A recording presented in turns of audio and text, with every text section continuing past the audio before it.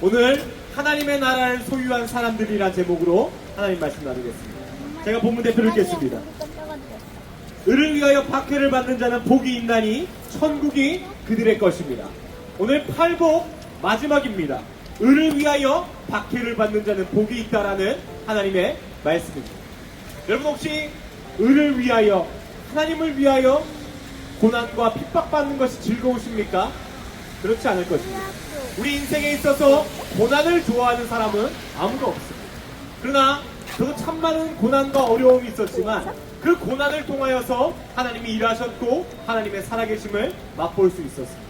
또한 이 부족한 종이 여기까지 올 수 있었음은 고난의 유익 때문이었습니다. 그러나 그것을 좋아하냐고 묻는다면 그 어떠한 사람도 그것을 좋다라고 말할 사람이 없을 것입니다. 그런데 오늘 예수님은요, 그러한 우리에게 고난이 핍박이라고 말씀하십니다. 예수 믿는 사람들에게 가장 큰 시험거리가 무엇인 줄 아십니까? 왜 예수 믿는데 나에게 이러한 일이 생겨야 합니까? 내가 예수님을 위하여 얼마나 많이 헌신했고 얼마나 많은 예배를 드렸는데 왜 나에게 핍박과 어려움이 생겨야 합니까? 라고 얘기합니다. 그러나 오늘은 예수님은 그러한 우리 가운데 이렇게 말씀하십니다. 나로 말미암아 너희를 욕하고 박해하고 거짓으로 너희를 거슬러 모든 악한 말을 할 때에 너희에게 복이 있다. 오늘 핍박받고 예수 그리스도를 위해 사는 자들에게 복이 있다라고 말씀하십니다. 또한 기뻐하고 즐거워하라. 하늘에서 너희의 상이 큽니다. 우리가 예수 믿다가 고난받고 핍박받을 때에 억울하고 주여 왜 나에게 이런 일이 생겼습니까가 아닌 그것이 주께서 복의 통로로 사용하신다는 것을 믿으시기를 바랍니다. 이것을 가장 쉽게 이해할 수 있는 게요, 이 이슬람 국가와 이 기독교는요 굉장히 서로 죽고 죽이는 존재입니다.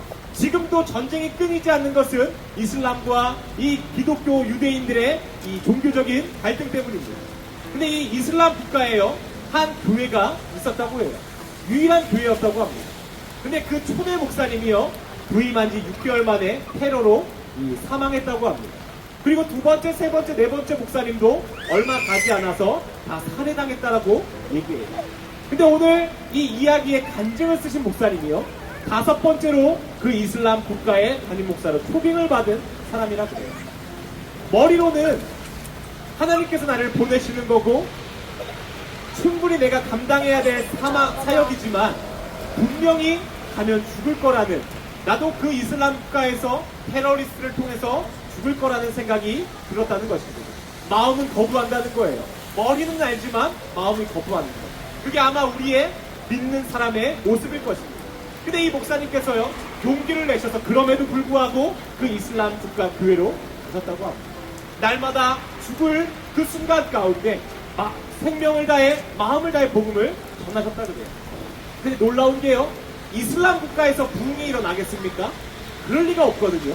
근데 이 부임한 목사님께서요 시간이 흘러도 자기가 죽지 않고 교회가 부흥한 것을 맛보게 되었대요. 그리고 그 교회에 새롭게 온 사람들에게 물어봤다는 것입니다. 도대체 왜 이 이슬람 국가에 있는 교회에 왜 오시는 겁니까? 근데 사람들이 이렇게 얘기했다는 거예요.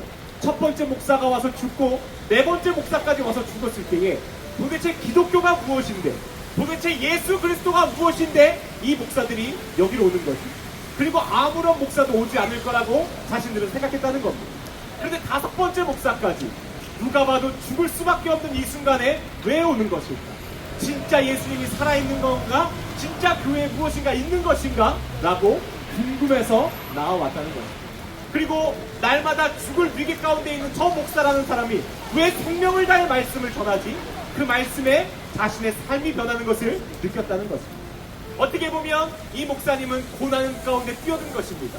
핍박 가운데, 죽음 가운데 있는 것이에요. 근데 하나님이 그것을 어떻게 사용하십니까? 복의 통로로 사용하십니다. 또한 그 전까지 죽은 목사님들은 그것을 세상 말로 개죽음이라고 얘기할 수 있을까요? 누군가 흘린 피와 누군가 흘린 눈물이 열매 맺는 것이라는 겁니다. 그런데 오늘 예수님 뭐라고 합니까? 나를 믿고 나를 위해 살다가 핍박받고 고난받는 것을 복이라고 여기라고 말씀합니다.